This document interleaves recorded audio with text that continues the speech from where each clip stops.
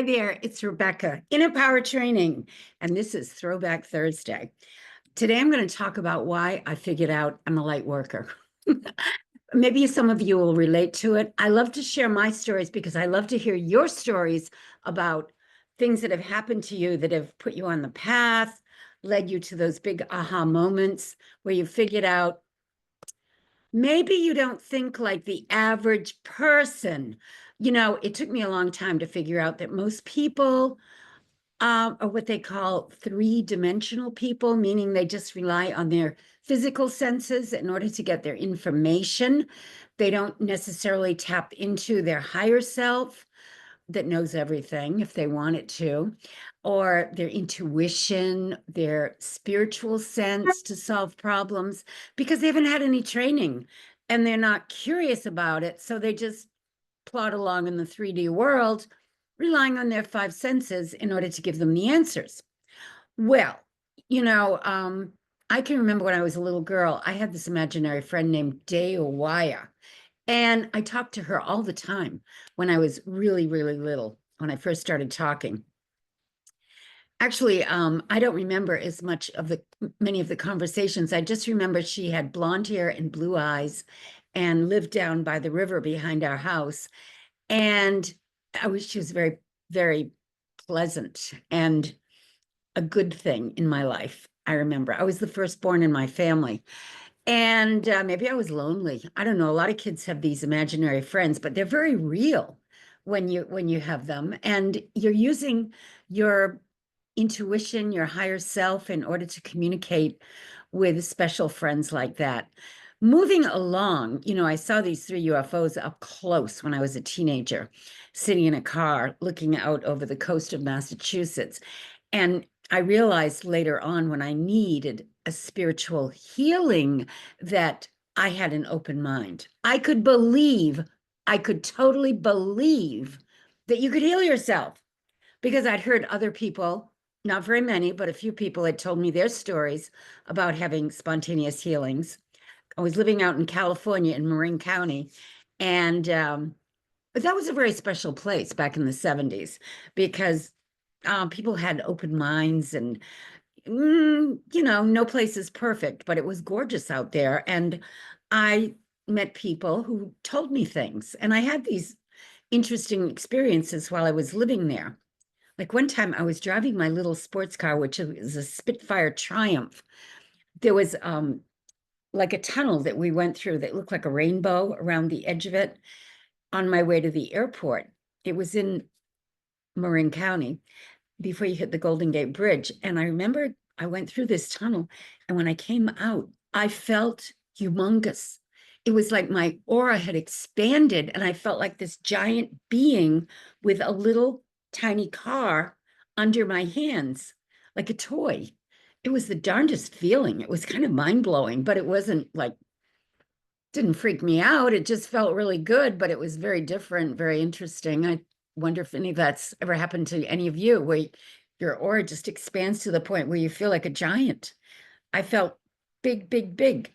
And seeing those UFOs, though, made me open to spiritual healing. So when I got a bad diagnosis, I had a spontaneous healing. Now, the guy that wrote this book, Chris Bledsoe, wrote this book called UFO of God, which I started reading. I saw some videos of him. And, he had these UFO experiences in the woods down south where he lives. And then he was healed of Crohn's disease, which he had, suffered from for years. Terrible, incapacitating illness he had. And he had a spontaneous healing. And, he connects spontaneous healing with these higher beings that might be visiting us. Now, I don't know if you've ever met a higher being, but one day I was sitting in my New York apartment with these two stewardess friends, and we were just sitting around chatting about things. We had all been in stew school together, and it was about a year after we'd graduated. I was living at 7 Park Avenue. They were living in Queens. They were roommates. And they came in, and we were just sitting around talking about stuff. And when I closed my eyes for a minute, just to kind of blink almost, I saw this incredible man in my inner world, in my mind's eye, like a vivid revelation, or it was it was like a waking dream, but he was real. He was bending down and he looked up and he smiled at me with the most amazing, unconditional, loving smile in his eyes and his face. And he was very attractive. He had shortish brown hair, very neatly trimmed beard, if he and a soft linen shirt on. Now, if he was dressed differently, I might have thought it was Jesus, but he was just a very loving being. And the impression of him that I saw stayed with me. And still, I can still conjure up what he looked like, because I opened my eyes and then when I closed them again, he was still there, smiling at me like he was coming from a different dimension. And, that's what I've learned as a light worker and a metaphysical teacher, that there are many different dimensions, and the kingdom of heaven is within. It's not out there in the 3D world. These other dimensions are within our consciousness. And when we go within, we might have it happen spontaneously, or we might practice in order to have these experiences, whatever you like to do. I know I got really into yoga when I was in my 20s, and I really liked it. When I moved out to California, I started studying with Magana and Baptiste. She and Walt Baptiste were the two people that brought yoga to San Francisco back in the 70s, and they were incredible teachers. So I used to practice every morning, and I would always stand on my head during my practice. And as I was standing on my head, doing the headstand, I would recall the dreams that I had throughout the night, and it would really kind of sharpen my mind. I think it's good to invert your body and get blood up there and, nourishment. And that's what I was doing. And then when I needed a spontaneous healing because a doctor wanted to remove an organ, I was ready physically, emotionally, and spiritually. I was open because of all these things that had happened to me up to that point. And bingo, I had a spontaneous healing. Now, I could say it had something to do with seeing those UFOs because, like I say, after you have an experience like that, you can have a very open mind because you see something that no one has ever been able to explain to you as far as exactly what you're seeing. And, when I saw these three saucers flying toward me and then hovering over my head, it was a really mind-bending experience that stayed with me for the rest of my life. It's still with me. And I'm glad it happened because it motivated me to join the airlines to find out where they were coming from. And I was the perfect age, and you had to be physically healthy back then in order to be a 60s stewardess and, be the right height, the right everything. And I qualified, so I got hired. And as soon as I went to work as a stewardess, I started asking pilots what they knew about UFOs. And I found out there was a cover-up.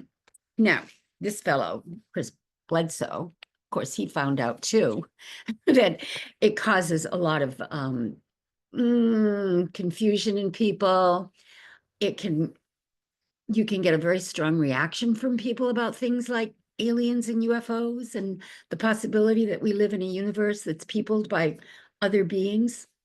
I like to think of them as friendly beings, but people get very fired up over things like this. And that's just the way it is. But I've spent my life studying the metaphysics. I love Gurdjieff. He also, when I was doing yoga, I studied everything I could find about Gurdjieff because he helped me to watch my thoughts and practice remembering myself. That's what he called it, remembering yourself, because he said most people are upside down thinkers, meaning They think good is bad and bad is good. They don't really think clearly. They don't have clarity. They don't know why they're here. You see it all the time. People are very confused, right? You can't really blame them because they're born into this system, this matrix. And unless you have a strong will to find the answers, you're going to just walk around in a trance. But if you want the answers, you just might have a spiritual awakening. And when you have that spiritual awakening, everything changes. Everything changes. You're no longer trapped in your body. You're no longer trapped in time and space. You know that you're eternal. You know that you can solve problems by going to your higher self, that level of consciousness where there are no problems. One of the solutions I found is these Lifewave patches. They stimulate my stem cells. They work. There's a link below if you want to check them out. But there are things out there that will appear once you wake up and you realize that you are so much more than a 3D person. You are multi-dimensional. I have discovered that we can remote view, meaning we can take a look at situations, people, events, even before they've happened. You can have premonitions. You can be telepathic, meaning you can read people's minds. I used to do that all the time. Somebody taught me how to do it. There are people out there that are still thinking, oh, there's no way you can read someone's mind. Well, it kind of can spook you out when you first do it, because I had a roommate in New York at that apartment, 7 Park Avenue, and we started practicing with each other, and we got so good at it. We were like 100% correct, picking a card or a word that we would tell the other person what we could see on our mental screen. It kind of freaked us out because we began to realize we are not just material. We are energetic. We can pick up on other people's thoughts. That means other people can pick up on our thoughts, and we can send thoughts and receive them. So then I became a Silva Ultramind trainer after I left my flying career, because that's what Jose Silva was all about, teaching people how to use their minds in a special way. And he had the revelation that we are now moving into the next phase of human evolution. So if you want to progress and not be left behind, it's not a bad idea to study these things that the mystics have been talking about forever. There's always been people on the planet that are tuned in. And the ancient teachings are very much aligned with quantum physics, entanglement. You do something to a particle here, particle that was part of it, but's moved miles and miles and miles away, reacts at the same time. That's why we can heal each other. If I go to my higher self, my level of consciousness where there are no problems, and I keep you in my thoughts in a very positive way, you could be healed. Now, this book that I wrote, The Secrets of Manifesting, a practical guide, came out, and there's a lot of stories in here about healings, not just of physical healings, but relationships, financial. You can heal anything. You don't have to be walking around in a miserable state. You can heal yourself. But you need some techniques, you need some tools, you need to study, you need to desire it. Whatever you're passionate about is what you're going to attract into your life. So be careful what you think about, because we're living in a time where they say the veil is getting thinner and thinner and thinner, and I think it's true. So if you're going around in a depressed state, you just might attract some bad stuff into your life. So be careful. Focus on the positives. Work on yourself every day to be positive. Listen to videos like this and other teachers who are trying to reprogram people that have gone negative. I wrote these books also because, having had teachings when I was 21 on how to manifest, and going, wow, how come nobody ever told me this when I was in college or high school or church? nobody ever really addressed how you can go within and imagine what you want and it will show up. And yet it's true. So I wrote these books because I would love to reach young people. The younger you are when you start thinking like this, the better, because you haven't clogged up your subconscious mind with all that negative programming yet. It's easier to be ye as a little child and accept these teachings as truth so that you can use them in a practical way to make your life more harmonious and more positive. And that's my wish for everyone, is that they will use these teachings in order to lift themselves up, because it is not good to be walking around with a dark cloud over your head.